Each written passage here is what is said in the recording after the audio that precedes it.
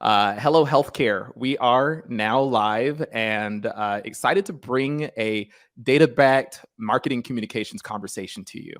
For folks that listen to the podcast, this is what we call Hello, Healthcare Unplugged. And what the focus is here is taking a topic within healthcare marketing, patient engagement, outreach, IT, etc. We're always looking for intersections where these different functions within healthcare strategy intersect with data. And it's actually really exciting to be talking with Bryan Cush because he really embodies that mentality with his firm, Tidal Health. We're going to get deeper into it. You came here because of the title, Your Patients Don't Trust You. Well, like why your patients don't trust you. We're going to get deep into that. We're going to talk about the data that that his firm has uncovered as to the what and the why and how that works. And then we're going to get deeper into, okay, well, given this kind of troublesome scenario, what are some different things that we can do? How can we transform into communicating in a way that helps drive that trust and authority among patients? But enough of that. Just a quick introduction to Bryan. He founded this firm, Tidal Health, about 8 years ago. And the really interesting thing that he brings to the table is it's a marketing-oriented firm, but he brings a finance and engineering background as well as a music background to the picture. But Bryan, just wanted to give you the opportunity to let me stop yapping and go ahead and introduce yourself. No, thanks so much. I appreciate you inviting me on the show, Chris. I think I'm just excited to talk to you as well. So yeah, our firm's Tidal Health Group. We're based out in New York, been in business 2013. Really focused in healthcare marketing and development. But like you mentioned, really from a unique lens that my background's in information systems, my partner's an engineer. So we always lead with that really is pervasive and stems to all our team members, even of our creative team members, of having a really analytical brain towards everything we create. And that kind of leads me to another question before we get into it. Just curious, what was the gap that you saw back in 2013 that inspired you to start this firm? Yeah, really funny. I always make the joke on a personal note. I worked in Fortune 50 finance and just hated it. So started to discover, was self-taught in actually web development. And in New York, it's a really unique model with healthcare that there's kind of a subset of out-of-network billing. And we started to work with a few agencies here that were billing specialists in and out of network, and saw that there was this treasure trove of data between ICD and CPT codes that was really speaking differently and using different terminology than ultimately what that consumer searched to make that healthcare decision. So we tried to look at it almost as a lexicon, a database of the business of healthcare, how they were using that terminology, but then could we create a consumer lexicon and how they spoke about the business of healthcare and map them together. Excellent. Well, great to hear that, and love the background that you shared on that. We're going to get into it, but before we do, I just want to let the folks in the audience know that we're just two people talking up here, and we'd like you to be involved in that conversation too. So if you haven't done LinkedIn Live before, just get comfortable. Just tell us where you're from, or tell us what you're expecting to hear today, or anything that you'd like to learn about. And if there's anything that you want Bryan or myself to dig in deeper on, if there's any questions that you have, that's why we take on this format. We don't want to be just two talking heads all the way across the nation. We'd rather it be a conversation that involves you. So that's why we're using this LinkedIn Live format. And I'm excited to hear what you have to say. But so just to start digging into it, Bryan, what I wanted to get back in, what I wanted to focus on is really, what is the focus of your work in healthcare right now? Can you give us a little background on that? Yeah, as marketers, I think we fall into two categories. The way we think about it is acquisition and authority. Acquisition, I think everyone understands in terms of acquiring new patients to our clients and health brands. But then authority is really how do we take a subjective topic like authority and create an objective formula to defining it. So everyone knows about the concept of kind of misinformation and how we're trying to meet the algorithm of Google and ultimately be the authority to the trillions of healthcare searches online. Can we reverse engineer and really put the inputs into your information online to prove that you're a true authority. And to zoom in a little bit on that, like you mentioned searches and things like that. Like, could you talk a little bit about this algorithm, this approach that you're taking? Yeah, the way we think about it is it's the largest category of search online, health related searches. There's trillions each year. It's really funny is Google in particular has come out and really stated the 8 or 10 authorities of source that they work with in terms of pulling health related information. It's the common ones that people know, like Mayo Clinic, NIH, Cleveland Clinic, CDC. But ultimately, there's so much opportunity to be the voice of authority that those 10 brands can't answer every health related search. So we try and think about how do those consumers search in the language, and then ultimately, how do you present yourself as the authority within Google's algorithm? I mean, they've come out and there's multiple patents and trademarks that they actually now pre-select a section of sites when they think that the search is health related and of a certain barrier of authority. So if you're not in that pool already, you are literally missing the opportunity to potentially be seen as a result for trillions of searches. So authority in this context isn't just whether or not somebody trusts the content that you're reading and trust the voice that you're using, but it's also the type of authority, the type of communication that gets viewed favorably by Google's constantly changing search approaches. Correct. Yeah. I mean, we're kind of feeding the beast in that sense, and we're being an authority to multiple different end users. So as you're looking at these searches and you're looking at this data with regards to how people are conducting their searches and seeking information on healthcare, can you talk about some findings or some discoveries that you've made during this process? Yeah, for sure. I mean, one of the biggest ones is we categorized millions of healthcare searches and broke it down really into four buckets, but ultimately two. And it's really one of our kind of staple data points that we talk about, that of all health related searches, the largest category is symptoms and conditions and specialties. Roughly 80% of those searches. And the simplest way we think about it is those are the layman terms that people are searching. That's your true authority, in the sense that that's a different language than what you speak and the clinical side is. The 20% is the brand related. So you have to map between what you call yourself and what you do against what the consumer calls yourself and what they do. So, like these brand related searches and like kind of the layman's related searches and things like that. What are some of the like just based on those behaviors? What are some of the actions that you're seeing your clients or health systems take? Yeah, I think one of the biggest actions is trying to consider mapping that clinical language. So when we think about one of the recent studies we did with a partner, is we took the concept of septal perforation as a condition. When you look at the clinical language, like the business of medicine, there's only about 16 different varieties of terminology around how they diagnose or ultimately call that condition.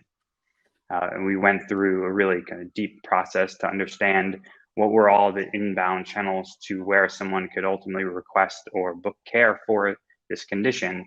And we mapped back 1,400 variants of terms that ultimately led to this condition and then seeking care.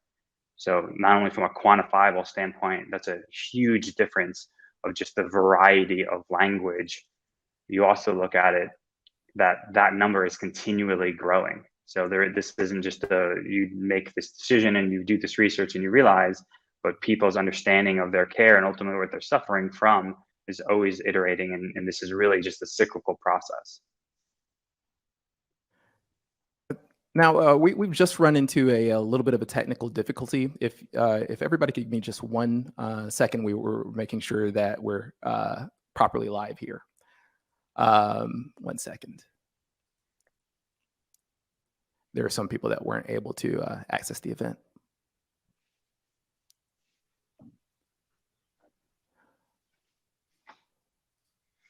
All right, I think we've covered an aspect of it, but just wanted to make sure everybody was able to log in and see the conversation. But apparently, we're definitely live here. So With what you're learning about these consumer behaviors and the way that people are conducting their searches, why is healthcare suffering from such a big gap when it comes to trust and authority? Yeah, I think there's a lot of things that kind of break through on that, but often there's such a traditional mindset that really the business of medicine was the barrier of authority. And the way we think about it is that inside medicine, and I say inside medicine of just those that work within the research side, the things that they ultimately define as authority don't align one to the things that the consumers of authority are. So things like publications, grants, affiliations, titles, RVUs, research, like those are the things that often are seen as authority. But ultimately, the consumers of either don't know or look at and define authority differently. So there's this holistic view that you need to kind of like break down barriers within your brand and your system and your business to take in every consideration of that consumer's interactions. So we think one of the two biggest things that are factors just around reputation, which probably are commonly known, but are just scheduling, cost, reputation. Those are the categories where the care is always important, but it's one piece to the larger conversation from the consumer. So really like breaking down those silos, I think is still just not in kind of today's vernacular, and health systems are becoming more and more aware of that. So we see health systems becoming more and more aware of that, and you spoke about this breakdown that folks are seeing. Um, what's at stake here? Like one big aspect that I've paid a lot of attention to over the past year is kind of the infodemic around COVID-19 communications and people's response and lack of authority there. But what would you say is at stake for health systems that don't pivot to this more to meeting this authority here? That's probably the largest. I mean, is misinformation. I mean, it's no surprise that they have a patent that they pre-select now the domains and websites that they allow the algorithm to look through for these authoritative topics. Misinformation has got to be number one. As we dig in underneath that, I think on a more human side of it is lack of or even delay of diagnosis. It's one of the things that really gets our team excited is some of our clients we work with on mapping the number of clinical interactions that our clients have or the patients of our clients have before coming to that specialist. And if you can get that information and ultimately an intervention to that care faster, we were quantifiably reducing the healthcare interactions that someone had. That we literally are showing a reduction of unnecessary surgeries, unnecessary treatments, unnecessary interactions if you find the proper care faster. Gosh, I'd really like to dig a little bit deeper into that. Like one thing that we've debated on the show or discussed on the show over time has been the marketer's role and communications role in actual healthcare delivery. So just like when we talk about that quantifiable difference, when people get the right information or believe the right information that they need to engage their care, would you be able to dig down more specifically into what that difference is? And that kind of helps us highlight what's at stake there. Yeah, certainly. I love talking on it. It's that concept of the kind of like the Dr. Google question that often when you talk to practitioners and doctors, it frustrates them that their patients are going onto Google and doing all that search and they see it really as the enemy. And we really try and flip that script that if you can get the information to them how in the language and the light that you want and get it to them faster, you're ultimately delivering better care. And on a quantifiable sense, yeah, it's a women's health brand that we work with that they're very, very subspecialized, but on average, they were seeing their patients come in with 4.5 healthcare interactions when we started with them almost 7 years ago, and that number's dropped to 3. And those interactions were sometimes unnecessary hysterectomies, sometimes unnecessary injection series, unnecessary just medical visits that were then affecting the mental health of the patient. So, what were some of the changes that were made? Like, we have this data, we have this understanding of like preferred communication patterns and what's going to resonate with our patients. What kind of changes were actually made in the communications to drive those increased interactions? Yeah, I mean, from the consumer side, it's heavily just the language part of it that we started to develop new market processes where each city is different at an education level of their awareness of these conditions and disease states, and ultimately the specialist that is preferentially treating them. And then even on the provider side, that they're on the ground, the physician liaison staff, and understanding how educated or uneducated the medical community is and which specialties they need to go to that ultimately are housing these patients that they didn't know best where to refer to. And while you were talking, we got a comment that I like from Lisa Coleman. Misinformation in all communications need to factor in. Patients don't know what they don't know. So yes, completely agree that the provider must provide the correct online tool and narrative for care.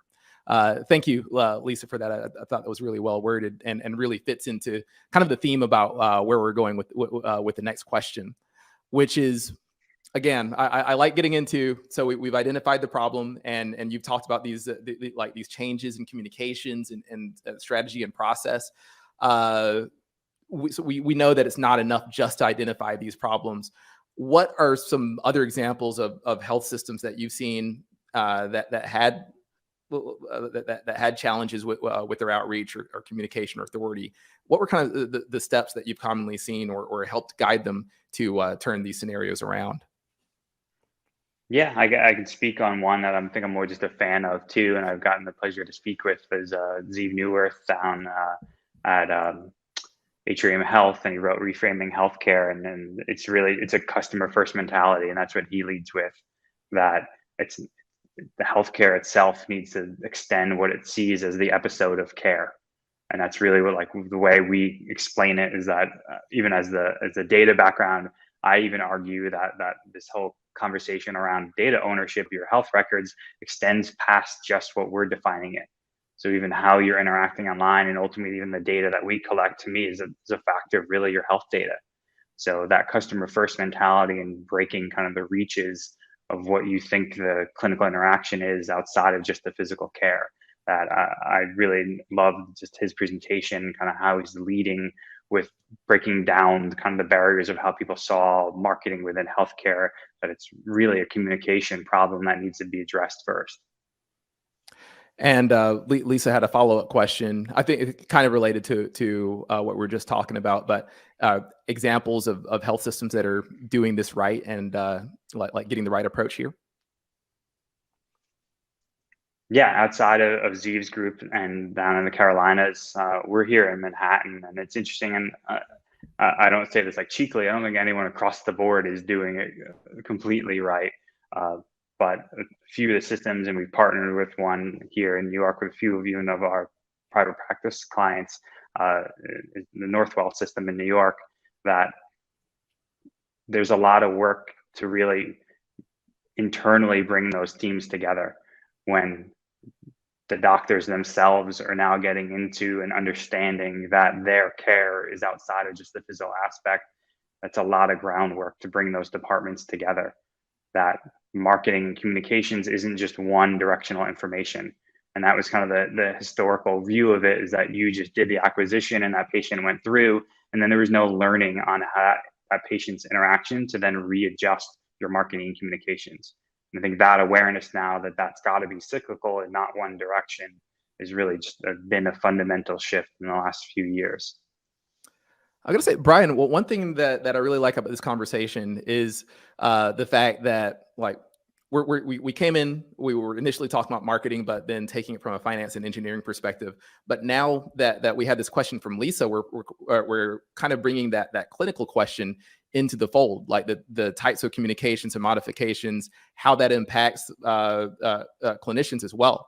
I think that one thing that a lot of folks would be interested in, especially those who are possibly in marketing and trying to figure out the best ways to work with clinicians.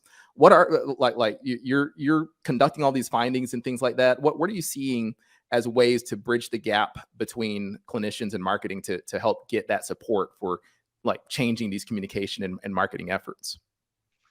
Yeah, I mean, there's some of the just like really human side of it is like we'll sit down and just Google the doctor's name. Like everyone uses Google and knows is that, and I think it like sometimes has this light bulb effect that this drastically has an effect not only on the business of you, but the personal authority of you online. That you're doing so much physical work around research and clinical trials and outcomes and publications. And that traditionally is held in more of this internal silo of the business of medicine, that we try and turn that script and flip it upside down. These things need to be led with your digital authority is just as important as your physical authority. So why would you hold those things to the physical world? So just in a lot of these scenarios, on the business end, there might be a lot more familiarity with what these searches look like and what these communication patterns look like. And when it comes to getting physician buy-in and clinician buy-in, like outside of coming up with the most advanced and complicated reports that say there's this much correlation between these words and all that. Outside of that, it's just sitting down and having a conversation and showing a familiar technology, huh? Yeah, sometimes my quantitative brain needs to just get like rocked in the head, and it's like we're still all people at the end of the day. We're connecting people with care. These are people that are doctors providing care. So sometimes you just have to have that really simple like connection that I'm not going to go in there and ever understand the nuance of what they do as a doctor, but you can find those bridges of understanding. Like everybody understands social media, everybody understands reputation, everybody understands search because we use those regardless of what world we're in. So if you show that real world and application first, then it makes it a lot easier to kind of then walk into the quantitative approach that we have to take to it. Great. So y'all write this down. That's a quick lesson he just gave you in data storytelling is that like while the reports and while all the quantitative stuff it can be really cool and powerful, it's still not going to connect unless there's like some kind of story, some kind of really specific element there. Yeah, I mean, we're real. Then I get into the kind of like geeky quantitative side, and like we use schema architecture a lot. And it's to me that's just like a gold mine of a blueprint to try and reverse engineer the AI algorithms. And we're always kind of releasing feature sets under our CMS system. And one that recently resonated the most was the idea of case studies. That for all health brands, reputation is always a hurdle. Like gathering reviews is just perpetually a difficult thing, but case studies for us allow a different touch point that the doctors can then just take their layman distillation of a treatment of a patient and give us a reputation touch point in a different language. And what was crazy for us is we were running all these A/B tests around trying to lead with reputation in the traditional sense with a lot of the advertising communications we did. And when we gave the option to read case studies, it was a 4-to-1 ratio that people were interacting with case studies more than the traditional reputation and reviews that we commonly know. Interesting. And that kind of like there's this path that I'm thinking about, which is if you come up and talk to me about, hey, we need to make sure that the reading level of our content matches with that of our audience, and we want to make sure that we're hitting these specific details in this way. Intuitively, that sounds like I would agree to that. But have there been scenarios and talk to us about it, because like I don't want anybody going into it with a naive, like with any naivete. What are some pockets of resistance that people might find? Like intuitively, it just sounds so sensible to me that but like, has there been resistance to any of these efforts? Oh, 100%. I mean, on the qualitative side is like we all have egos at the end of the day too, and especially in the medical world, I'll say it. There's doctors that maybe are really truly the authority, and I think the traditional marketing communication world is that kind of field of dreams. Like, let's lead with the doctors, let's lead with the brand, let's lead with the new technology, the new surgical arm. But ultimately, that person is just suffering a very human, real problem. They know what this is limiting them from in their day to day. They don't know that this is the doctor I need or this is the robotic arm that I need to solve that problem. So that on the qualitative sense, a lot of our creative team will butt up against that's that consumer first mentality that you need to lead with the consumer first, not who you are first. And the data we use behind that is that 80/20 number. There's millions and millions of more people that know what you do than who you are, simply put. Great. So it sounds like a big like a big area where people might resist is that kind of traditional mindset where oh, if I'm a marketer, I'm talking about myself, I'm talking about my brand. But it goes back to that 80-20 conversation where 80% of what people are looking for is not about you. It's about what you can possibly do for them. Correct. And that's the consumer mentality, and why consumer is the right word and not patient. Excellent. Well, and thank again to the folks out there commenting. You guys are fuel to this conversation. It's just really fun to interact. So thanks for the shout out, Amy.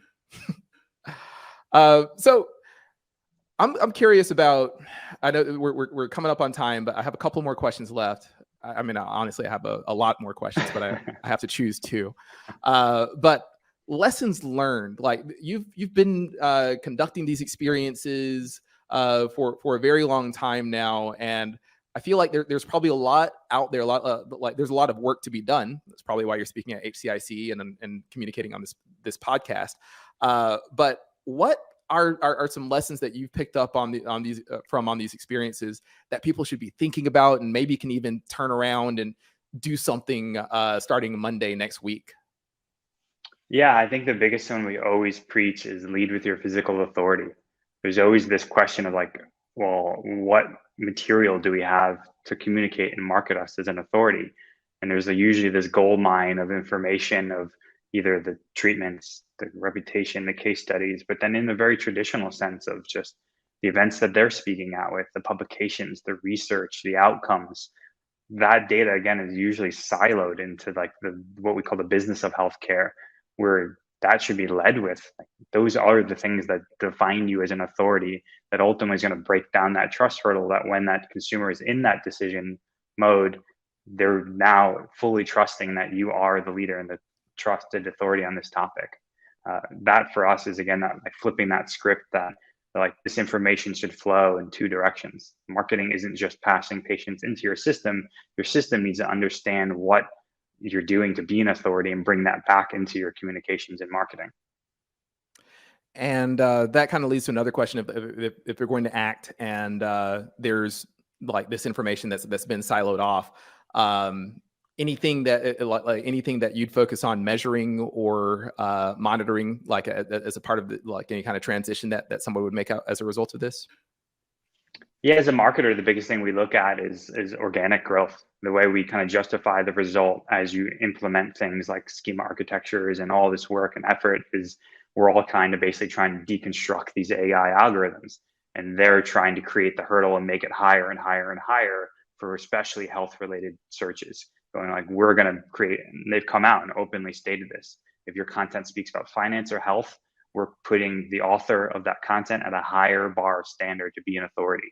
So if you're continually being seen as the algorithm as giving more traffic around health related searches, to me, that's the largest validation that your efforts are meeting that higher bar and standard. Well, thank you, Bryan, for sharing that. And one thing we like to conclude with is just digging more into the reason that you're here and the reason you're having this conversation. Also, the reason you're having the conversation at HCIC. There's something that I would hope that people would be getting out of the conversation.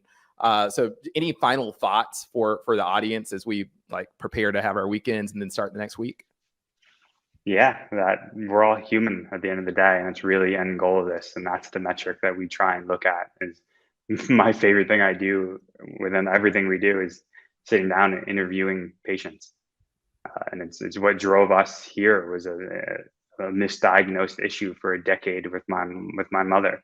That ultimately, if it was intervened earlier, she would have had a very different outcome. And the world, the internet, healthcare was a very different place 15 years ago, but access to information is always of the utmost priority. So for us, it's never ending. That's the fun. It's an infinite game. Is that people search and this data will always evolve and always be growing. There is no one solution to this. And when you kind of lean back into the comfort of that, that's what makes it fun. It's like it's a never-ending game. I latched onto a little bit of what you said, particularly the we're all human part, because I think what a lot of us are confronted with is like we might be overwhelmed by the number of services that we have to offer and like the number of awards and different things to promote and discuss and talk about. But when we flip it from how do we talk about our health system and our facilities to how do we connect to people as human beings, then that seems like it would, like that message that you gave seems like it would just change the context of a lot of the types of communication and outreach that we do. Oh, hands down. Yeah. I mean, from a qualitative and quantitative, I mean, there's just the lives touched is an easy way to look at when we look at a little bit more of a black and white business conversation around if you're doing a service line growth or new market development. There's that brass tacks side of it. But then certainly the qualitative side is making sure that your messaging and communication is in the language of the ultimate consumer that you're trying to interact with. Well, excellent, and thank you for sharing. And Bridget, to answer your question, yes, a recording is going to be available immediately. So as soon as this conversation ends, you'll be able to share the link out and rewatch and revisit. Plus, it's also streaming on YouTube. So we're really trying to replace Netflix here. I really enjoyed Squid Game, but I feel like healthcare discussions are better. So you can go on our Netflix channel and on our YouTube channel. Sorry, we don't have a Netflix channel. You can go on our YouTube channel at Actium Health and look at all of the conversations we've had in the past. Additionally, we're also a podcast. So this conversation, like if you follow the Hello Healthcare podcast, we kind of like those are kind of more of a narrative story. Like the most recent episode that just came out is on AI's role in patient engagement, but that's another way to keep in touch with these conversations and kind of hear what folks like Bryan are saying. I wanted to finish out a little bit like Bryan. I really appreciate what you've shared today, and you can see Bryan at HCIC coming up in a couple of weeks. He'll actually be doing a speech on healthcare, on driving authority in conversations and communications to healthcare. So I encourage everybody to go and check that one out. Bryan, for anybody that wants to continue this conversation and potentially wants to find you, what's the best way that people can get in touch? Yeah, I mean, the platform we're on. I love the community on LinkedIn, yourself, HCIT, everyone's so great. So I'm pretty active and accessible on LinkedIn. And then, of course, our company as well. So either channel to reach us out.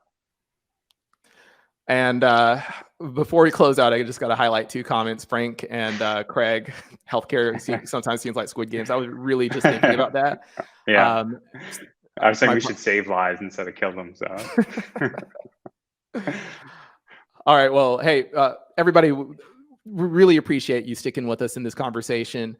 I thought there was a lot of good information shared it was a conversation around using data to humanize your efforts. So I hope that's some good fuel going into the weekend, some good things to think about. And until we see you next time. So next week, Frank Jackson down there in the comments, he'll actually be joining us. What we'll be discussing is actually the growth of Cigna Healthcare into a data-driven organization. So we have a former executive from Cigna. He'll be joining us, and what you'll be able to see from that, learn from that conversation, is walking into an organization that really didn't have a data-driven focus or consumer-driven focus, and what the steps that transformation actually looked like. I've spoken with him. His name's Aaron Bigman. I've spoken with him a little bit, and I think that's going to be a blast, just kind of getting into, okay, so digital transformation, not just a concept, but here's the steps that it took, and here's the resistance that we met along the way. So awesome. With that, I'm looking forward to that. All right. Well, I'll see you again next week, Bryan, in the comments. And really happy to hang out with everybody this week.